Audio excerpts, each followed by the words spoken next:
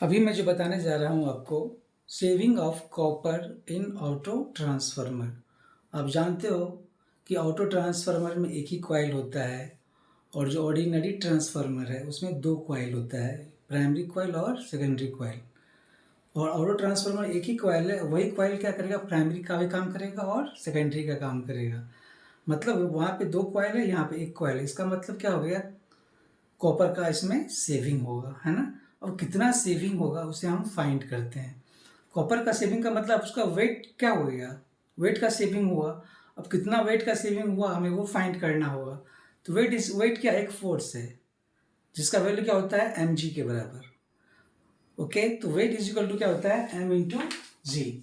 Wait of the coil W is equal to m into G. अब W क्या है, weight of the coil, m क्या है, mass of the coil, g क्या है, gravitational acceleration on the coil. चूंकि g constant है तो जो वेट होगा वो डायरेक्टली प्रोपोर्शनल टू मास के प्रोपोर्शनल होगा। और आप पढ़े होंगे कि मास इज इक्वल टू क्या होता है, डेंसिटी इनटू वॉल्यूम। डेंसिटी अगर कांस्टेंट है तो जो वेट है वो प्रोपोर्शनल होगा किसके, v के। और जो v है मतलब volume, volume is equal to क्या होता है, a into L, area into length. मतलब क्या हो गया, वेट ऑफ कॉइल जो है directly proportional to product of area into length. Clear. तो अब ये पता करना हो कि एरिया किस पे डिपेंड करता है और लेंथ किस पे डिपेंड करता है। तो अब मान लो ये जो कॉइल है, क्लियर, जितना नंबर ऑफ टर्न होगा उतना उसका लेंथ बड़ा होगा। मतलब जो लेंथ ऑफ द कॉइल है उस directly proportional to number of turn के बराबर है। उससे नंबर ऑफ टर्न के प्रोपोर्शनल होगा। अगर जितना नंबर ऑफ टर्न होगा उसकी लंबाई उतनी ज़्यादा होगी। अब एरिया क्या, अब मान लो इसे करंट फ्लो होता है तो करंट इज इक्वल टू क्या होता है आपका, V by R. V constant है तो जो करंट है वो इनवर्सली प्रोपोर्शनल टू रेजिस्टेंस के प्रोपोर्शनल होगा। और जो रेजिस्टेंस इज इक्वल टू क्या होता है, रो L बाई ए क्या है, एरिया ऑफ द कॉइल। तो अगर एरिया ज़्यादा होगा, मतलब अगर एरिया इंक्रीज करेगा तो रेजिस्टेंस क्या होगा, वो घटेगा। रेजिस्टेंस घटने का मतलब क्या है, करंट बढ़ेगा। तो अब ये बताओ कि एरिया और करंट में क्या रिलेशन है, डायरेक्टली प्रोपोर्शनल का रिलेशन है। मतलब अगर जिस कॉइल का एरिया ज़्यादा होगा उसमें करंट ज़्यादा होगा। तो आपने क्या सीखा कि जो वेट है is directly proportional to area into length. और एरिया किसके प्रोपोर्शनल है, करंट के। लेंथ किसके प्रोपोर्शनल है, नंबर ऑफ टर्न के। क्लियर ना। तो ये ध्यान रखिए कि जो वेट ऑफ द कॉइल होगा वो प्रोपोर्शनल होगा product of current and number of turn के प्रोपोर्शनल, है ना। अब सपोज करो ट्रांसफार्मर है, इन ट्रांसफार्मर ऑर्डिनरी ट्रांसफार्मर लिखते हैं ना, ऑर्डिनरी ट्रांसफार्मर। सपोज करो ये आपका कॉइल है, प्राइमरी कॉइल, और ये आपका सेकेंडरी। इसका नाम मैंने ए लिख दिया, ये बी, ये सी और ये डी। क्लियर। ये आपका लोड है, इसमें करंट फ्लो हो रहा है I2 और इसका जो नंबर ऑफ टर्न क्या है ये N2 है। इस ए और बी के बीच का जो नंबर ऑफ टर्न क्या है N1 और इसमें जो करंट फ्लो हो रहा है वो I1। ये आपका सप्लाई वोल्टेज क्या है V1, ये इसका वोल्टेज क्या है V2। ओके। तो ऑर्डिनरी ट्रांसफार्मर में दो कॉइल है, एक प्राइमरी कॉइल और एक सेकेंडरी कॉइल। ओके। तो प्राइमरी कॉइल का टोटल, अगर आपसे पूछा जाए कि टोटल वेट ऑफ ट्रांसफार्मर क्या होगा, तो weight of primary coil plus weight of secondary coil. तो जो टोटल वेट होगा WA, ओ का मतलब क्या हो गया, weight of ordinary transformer is proportional to, मैंने बताया कि जो वेट है वो क्या है, प्रोपोर्शनल है product of current and number of turn का। तो जो प्राइमरी कॉइल है इसमें करंट कितना है I1, नंबर ऑफ टर्न क्या है N1, okay, plus secondary coil में इसका नंबर ऑफ टर्न कितना है N2 और करंट क्या है I2, तो इसका जो वेट होगा क्या हो गया I2 N2। क्लियर? इसको मैंने फर्स्ट मान लिया, या इसको, हाँ इसको मैंने फर्स्ट मान लिया, ओके। तो ये आपका हो गया वेट ऑफ ऑर्डिनरी ट्रांसफार्मर। अब ऑटो ट्रांसफार्मर, इन ऑटो ट्रांसफार्मर, ओके। अब ये क्या है आपका ऑटो ट्रांसफार्मर, इसमें करंट क्या है I1, इसका नाम मैंने A लिख दिया, और ये जो वोल्टेज है V1, करंट I1, ये पॉइंट B। अब ये मैंने एक पॉइंट लिया था यहाँ पे, इसका नाम लिख दिया मैंने C। ये आपका लोड है, इसमें करंट क्या फ्लो रहा है I2, यहाँ पे I1, और मैंने ये बताया था जो कॉइल BC में करंट कितना फ्लो रहा है, जा रहा है इसमें I2 माइनस I1 ऊपर की ओर। तो अब इसको मैं ट्रांसफार्मर की तरह रिप्रेजेंट कैसे करूंगा, मैंने बताया था ये पॉइंट आपका क्या हो गया A, ये पॉइंट C,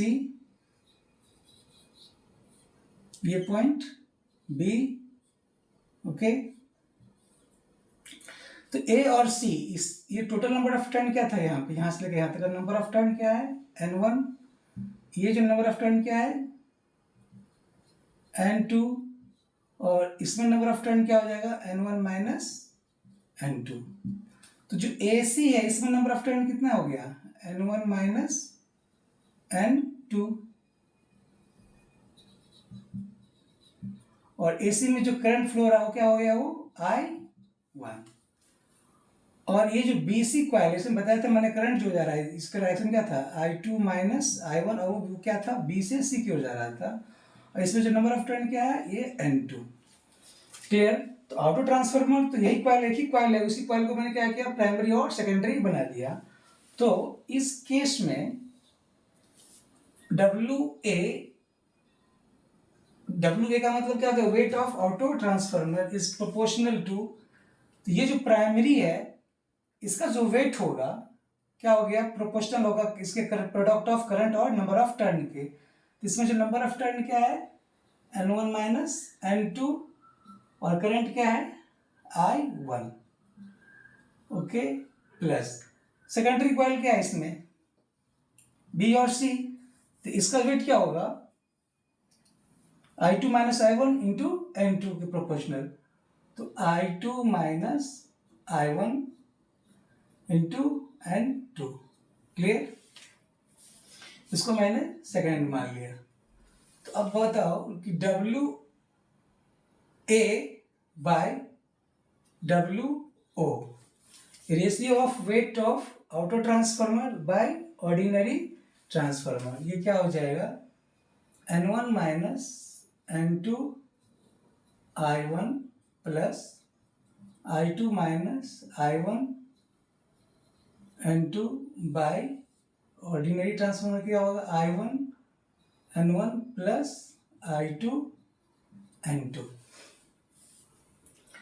इसको जो सॉल्व करेंगे तो ये क्या आ जाएगा N1 I1 minus N2 I1 plus I2 N2 minus I1 N2 by I1 N1 plus I2 N2। तो ये जो N1 I1 और I2 N2 इसको मैं एक साथ लिख दूं N1 I1 plus N2 I2 minus N2 I1 और ये भी N2 I1, तो क्या हो जाएगा 2 हो जाएगा 2 N2 I1 by I1 N1 plus I2 N2। Okay, तो इसको आप लिख सकते हैं क्या N1 I1 plus N2 I2 by I1 N1 plus I2 N2 minus 2 N2 I1 by I1 N1 plus I2N2, क्या हो जाएगा, ये 1 आ जाएगा, 1 minus 2N2I1 bye I1N1 plus ये जो I2N2 है इसको आप क्या लिख सकते हो, I1N1। ओके, आपने रिलेशन पढ़ा होगा कि जो I1 by I2 is equal to क्या हो जाएगा, N2 बाई N1।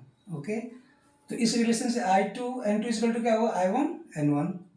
तो क्या आ जाएगा, 1 माइनस 2N2I1 बाई 2N1I1। तो क्या आ गया, ये 1 माइनस N2 बाई N1 मतलब 1 माइनस K।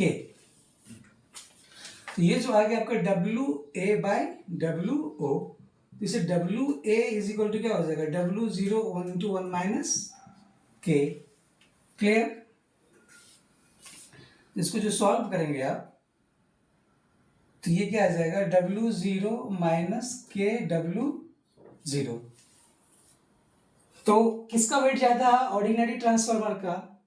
तो डिफरेंस पूछे वेट का, मतलब W0 माइनस WA क्या हो जाएगा, तो W0 minus WA is equal to क्या हो जाएगा, K इंटू W0। ये जो निकला क्या निकला, saving in copper is equal to K times into weight of ordinary transformer, weight of ordinary transformer. Clear ना? तो आपने क्या सीखा कि जो सेविंग ऑफ कॉपर होगा, तो जो ऑर्डिनरी ट्रांसफार्मर का जितना वेट होगा उसका K टाइम्स जो होगा वो सेविंग इन कॉपर होगा। क्लियर? तो ये रिलेशन को आप ये ध्यान रखेंगे, है ना, कि जो सेविंग इन कॉपर होता है क्या होता है, ये K इंटू W0। यहाँ पे मैं लिख देता हूँ, W0 क्या हो गया, वेट ऑफ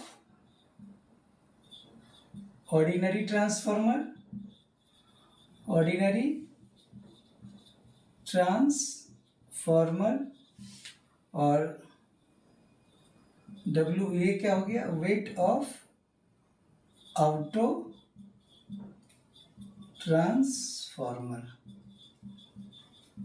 है ना। आशा करते हैं आपको ये समझ में आया होगा। Thank you.